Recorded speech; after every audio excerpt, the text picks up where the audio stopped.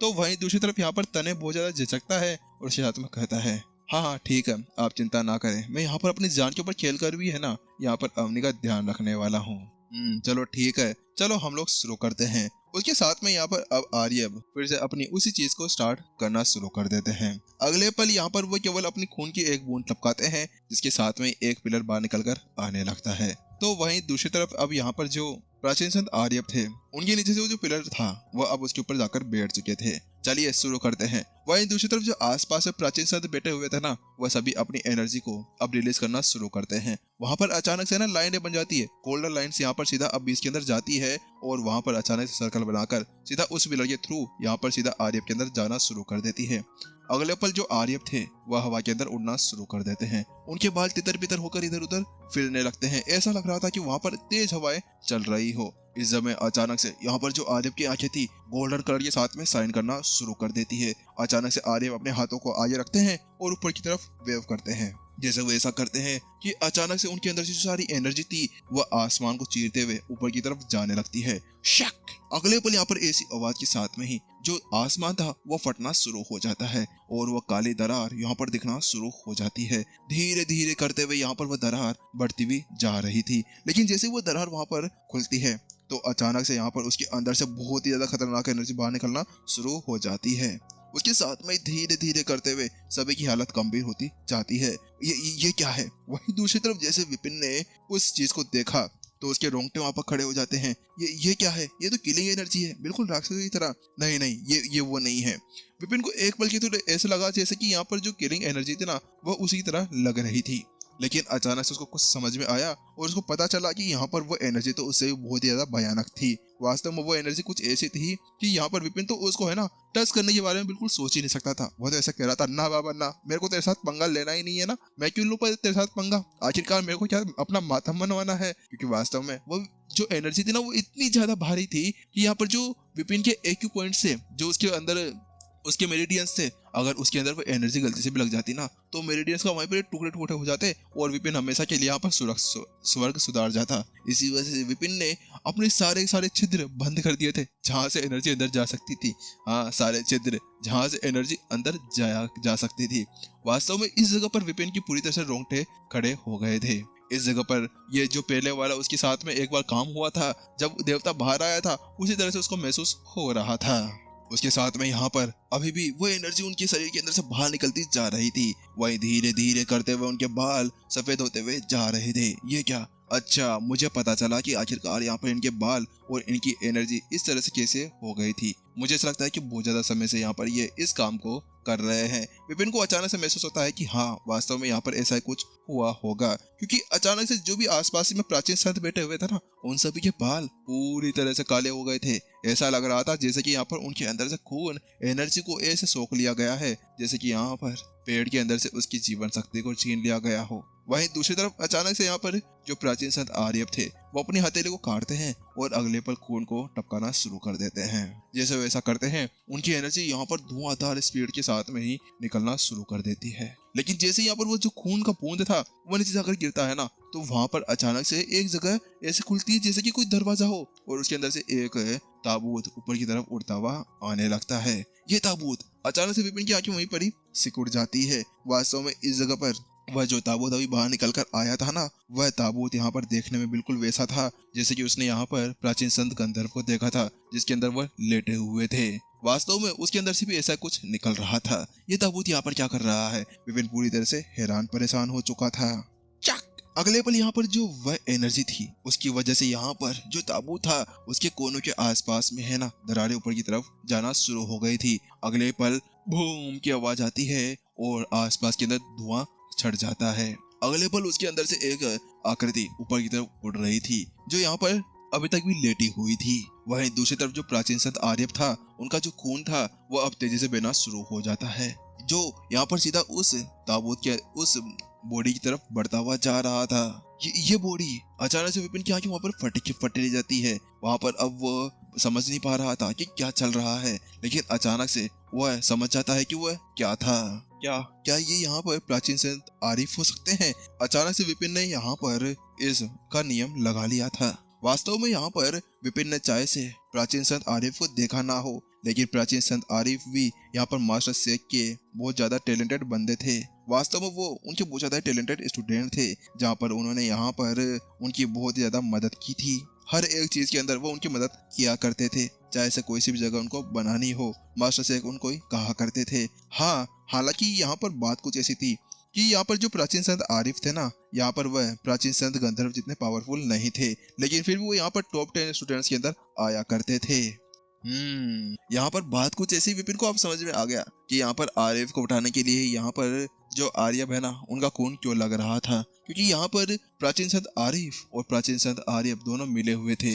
यानी कि यहाँ पर जो प्राचीन संत आर्यभ थे वो प्राचीन संत आरिफ के वंशज रह चुके हैं।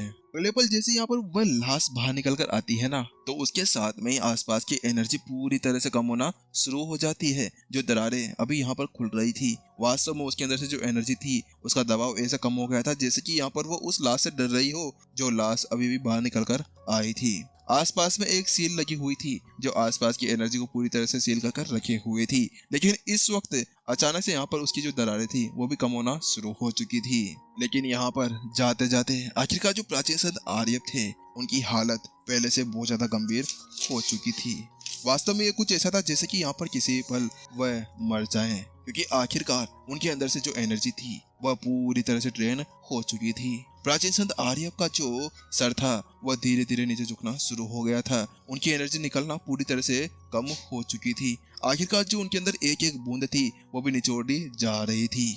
प्राचीन संत आर्यभ वहां पर दूसरी तरफ जैसे ही अवनी उस चीज को देखती है तो उसकी आंखें पूरी तरह से यहाँ पर भर आती है। वहां पर वह रोने लगती है, नहीं आप ऐसा नहीं कर सकते, मुझे छोड़िए, मुझे छोड़िए, मुझे आपकी मदद करनी है। वहां पर वो उससे कहती है और वो उससे बताती है कि अगर यहाँ पर आप उनको उठा सकते हैं तो मेरा भी यहाँ पर खून बहुत ज्यादा शुद्ध है, मैं उनको उठाने में आपकी मदद कर सकती हूँ, मुझे छोड़िए, मुझे बाहर निकलना है। वह जोर जोर से चिल्लाने लगती है। तो वही जो दूसरी तरफ अने था ना, तने, यहाँ पर वो अपने चेहरे को दूसरी तरफ घुमा लेता है। वास्तव में यहाँ पर वह अपने सामने उस चीज को नहीं देख सकता था, क्योंकि आखिरकार यहाँ पर बहुत ज्यादा समय से जो प्राचीन संत आर्यभ थे उनका ख्याल रखा करते थे अपने बच्चों की तरह, तो आखिरकार वो कैसे यहाँ पर उनको मरता हुआ देख सकते थे। लेकिन अचानक से जहाँ पर वो इसी तरह से अपनी एनर्जी को उसके अंदर डाल रहे थे कि अचानक से पता नहीं क्या हुआ, पता नहीं कहाँ से जो वह ऊपर एक दरार खुली हुई थी उसके अंदर से एक हाथ निकलना बाहर शुरू हो चुका था। बात कुछ ऐसी थी कि यहाँ पर वो किसी देवता को नहीं बुला रहे थे, वह केवल ऊपर की एनर्जी का यूज करते हुए उस ताबूत के अंदर की जो एनर्जी है उसको सील करना चाह रहे थे और उसकी पावर को बढ़ाना चाह रहे थे। लेकिन अचानक से यहाँ पर कोई देवता शायद उसके अंदर से बाहर निकलने की कोशिश करने लगता है। जल्दी वो तेली नीचे की तरफ आती है और अपने अंदर से पावर अटैक करते हुए यहाँ पर जो आर्यभ थे जो भी हवा के अंदर उड़ रहे थे उनको धड़ाम से जमीन के ऊपर लाकर गिरा देती है, जिसकी वजह से उनकी जो एनर्जी थी वह निकलना बंद हो जाती है। लेकिन जैसे आर्यभ यहाँ पर नीचे गिरते हैं तो उसके साथ में यहाँ पर जो बैठे हुए प्राचीन संत थे उनके मुंह से अंदर से भी यहाँ पर खून निकलना शुरू हो गया था, क्योंकि एक जागत यहाँ पर इस तरह से एनर्जी का बंद हो जाना वास्तव में उसकी वजह से उनके ऊपर बहुत ज्यादा खतरनाक प्रभाव पड़ रहा था। वही उस ताकत को देखने के साथ में विपिन पूरी तरह से हैरान रह चुका था। ये ताकत, आखिरकार ये ताकत कितनी ज्यादा खतरनाक है, क्योंकि विपिन यहाँ पर देख पा रहा था कि यहाँ पर जो ताकत अभी उससे के अंदर से बाहर निकल रही थी ना, वो पहले वाले देवता से बहुत ज्यादा खतरनाक थी, जिसको उसने यहाँ पर राक्षसी जनजाति के अंदर हराया था।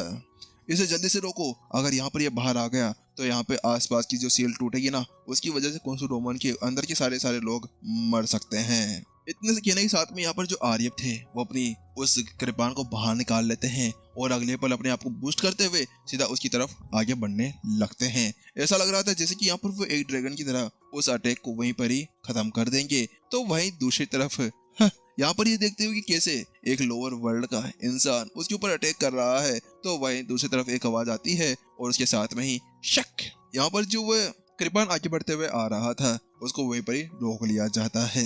ऐसा लग रहा था जैसे कि यहाँ पर अभी वह कृपाण किसी जगह पर चिपक गया हो, क्योंकि कितनी ज्यादा कोशिश क्यों ना कर ले, लेकिन वास्तव में यहाँ पर अभी आर्यभ उसको बिल्कुल नहीं छुड़ा पा रहे थे। सभी एक साथ ऊपर आओ, उसके साथ में वो कहते हैं। उसके साथ में यहाँ पर जो बाकी प्राचीन संत थे वो उड़ते हुए सीधे सीधे यहाँ पर ऊपर की तरफ जाने लगते हैं। तने जल्दी करो, मुझे छोड़ो, मुझे यहाँ पर बाहर निकलना है, यहाँ पर अवनी जोर से चिल्लाते हुए तने से कहती है। तो वहीं तने बहुत ज्यादा झिझकने लगता है उसकी वो बात सुनने के साथ में ही, जो कि अभी अभी यहाँ पर आर्यभ ने उससे कहा था कि अभी यहाँ पर अवनी को बचा कर रखना है।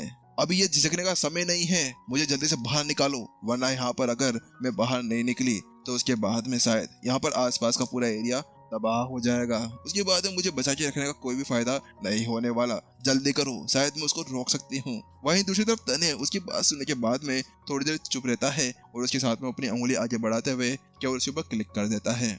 अगले पल जो उसके ऊपर सील लगी हुई थी ना, वो वहां पर टूट जाती है। हाँ, माना कि तने की ताकत यहाँ पर आर्यभ जितनी नहीं थी, लेकिन यहाँ पर उसके अंदर एक ऐसा पॉइंट था जहाँ पर टैप करने से वह सील्ड हट सकती थी। हालांकि वो बाहर से वैसा हो सकता था। जल्द ही जो अवनी के ऊपर वह बैरियर लगा हुआ था वह धीरे धीरे हटता है और अवनी पूरी तरह से आजाद हो चुकी थी।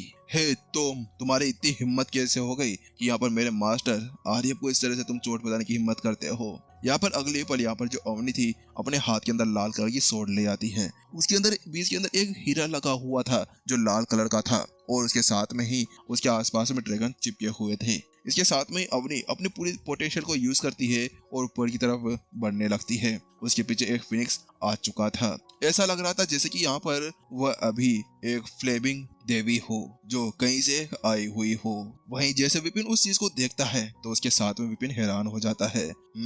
मानना पड़ेगा कि वास्तव में यहाँ पर ये मास्टर से की एक वंशज है। अवनी बार बार उस हाथ के ऊपर अटैक किए जा रही थी, लेकिन हाथ के अंदर से केवल चिंगारियां बाहर निकल रही थी। उसके ऊपर कोई भी एक छोटा सा भी मार्क नहीं बन रहा था। तो वहीं दूसरी तरफ तुम कौन हो, जाओ यहाँ से। अगले पल उस हाथ वाले जो बंदा था उसको गुस्सा आ जाता है। जो वो हाथ बाहर निकल रहा था ना, वो ज्यादा बड़ा नहीं था, वो अपने नॉर्मल ह्यूमंस की तरह ही था। हालांकि उसके अंदर से जो एनर्जी थी वो बहुत ज्यादा भयावह लग रही थी। अगले पल वो हाथ पहले तो उस कृपान को छोड़ता है जिसके साथ में सभी प्राचीन सर नीचे जाकर गिरते हैं। उसके साथ में यहाँ पर वह अवनी को केवल एक बार छिड़कता है। अगले पल अवनी यहाँ पर ऐसा लग रहा था जैसे कि उड़ता हुआ एक उल्का पिंड नीचे की तरफ जा रहा हो और धड़ाम से वह जमीन के ऊपर गिरती है। उसके साथ में ही उसके मुंह के अंदर से खतरनाक तरीके से खून बाहर निकलने लगता है। वास्तव में चाहे से कुछ भी हो जाए, चाहे से अवनी कितनी ज्यादा पावरफुल क्यों ना हो, लेकिन जो अभी यहाँ पर वह देवता बाहर निकलते हुए आने की कोशिश कर रहा था, उसकी पावर यहाँ पर अभी प्राचीन स्टेज 4 के बराबर थी। आखिरकार यहाँ पर फिर कैसे यहाँ पर अवनी उसको बाहर भगा सकती थी। उसके साथ में ही अगले पल यहाँ पर जो वो हाथ था वो एक बार अंदर जाता है और दूसरे हाथ के साथ में उस दरार को फाड़ने की कोशिश करने लगता है। वह दरार जैसे जैसे चौड़ी हो रही थी उसके साथ में ही 2 हाथ और एक मुंडी बाहर निकलने की कोशिश करने लगती है। ये दृश्य देखकर यहाँ पर व्यूअर्स की पूरी तरह से आंखें फटी की फटी रह गई थी, क्योंकि दूसरी तरफ एपिसोड बिना की सस्पेंस के क्या खत्म हो चुका था। कैसा लगा एपिसोड? मस्त, मजेदार, मजेदार होगा, मैंने बताया मजा ही आता होगा यार इसमें तो। चलो गाइस, फिर हम लोग मिलते हैं सुबह, और इसके अलावा यहाँ पर अभी मेंबर्स वाले एपिसोड आने वाले हैं, तो रेडी रहना मेंबर्स के लिए। जब तक के लिए टाटा बाय बाय सायोनारा, मिलते हैं नेक्स्ट एपिसोड के अंदर।